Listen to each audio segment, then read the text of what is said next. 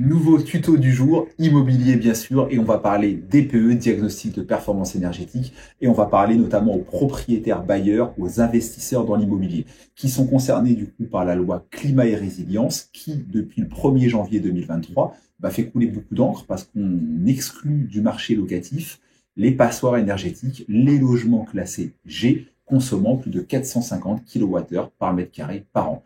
Pourquoi je fais ce tuto? Parce que je me rends compte que beaucoup de particuliers et même des professionnels se trompent dans la lecture du texte, du coup sortent du marché des biens immobiliers qui ont aujourd'hui encore le droit d'être mis en location. Pourquoi?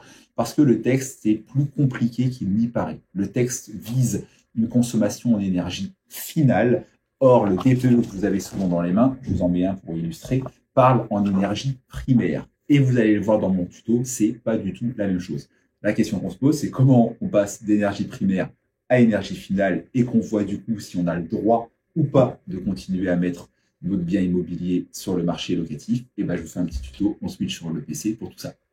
Let's go, effets spéciaux, gros moyens chez Visitenco. Donc c'est parti pour l'analyse d'un DPE et justement la comparaison énergie primaire, énergie finale.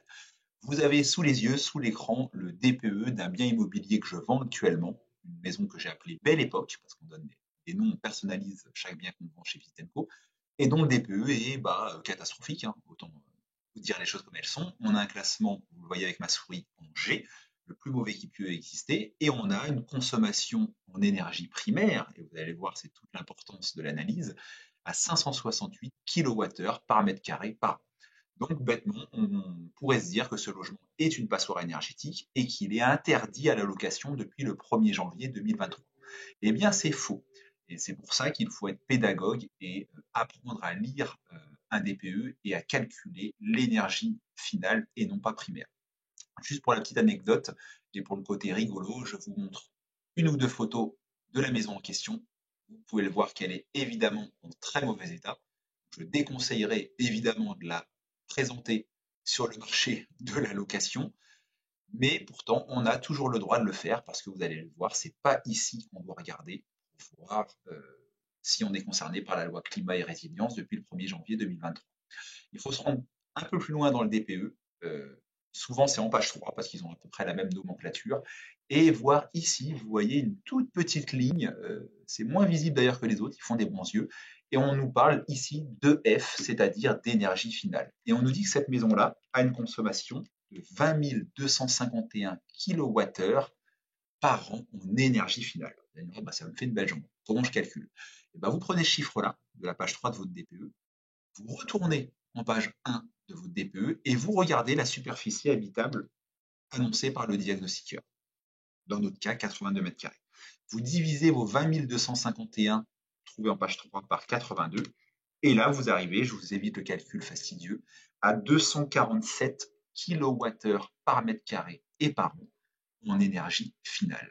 Pour rappel, la loi qui interdit depuis le 1er janvier 2023 la mise en location des passoires énergétiques vise un seuil maximal de 450 kWh par mètre carré par an. Or, cette maison qui est en très mauvais état, comme vous avez pu consulter sur les photos, a en énergie finale une consommation par mètre carré par an de seulement 247 kWh et non pas 568. Et elle est donc en théorie tout à fait autorisée sur le marché de la location jusqu'au 31 décembre 2024. Voilà, ce petit tuto vous invite à faire des petites vérifications avant de vous dire que votre logement ne peut plus être loué, parce que c'est souvent faux. Il faut vraiment avoir un DPE ultra, ultra catastrophique pour que, une fois qu'on fait le calcul en énergie finale, on soit bel et bien visé par la loi depuis le 1er janvier 2023. Donc clairement, le marché de la location sur les logements mal isolés va se durcir et c'est une bonne chose, mais je pense qu'il va commencer réellement à se durcir qu'à partir du 1er janvier 2025, parce que vous verrez, là, on ne fera plus le distinguo énergie primaire, énergie finale.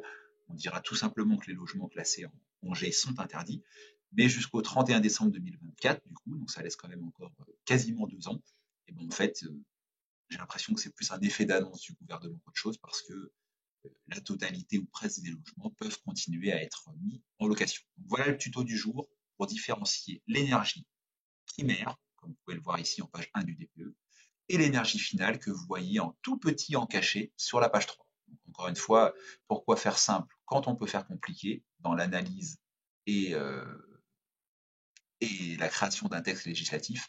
Et bon, on a encore un bel exemple. Si vous voulez plus de conseils en IMO, suivez les conseils de Patoche sur TikTok ou la minute du propriétaire sur YouTube. Ciao!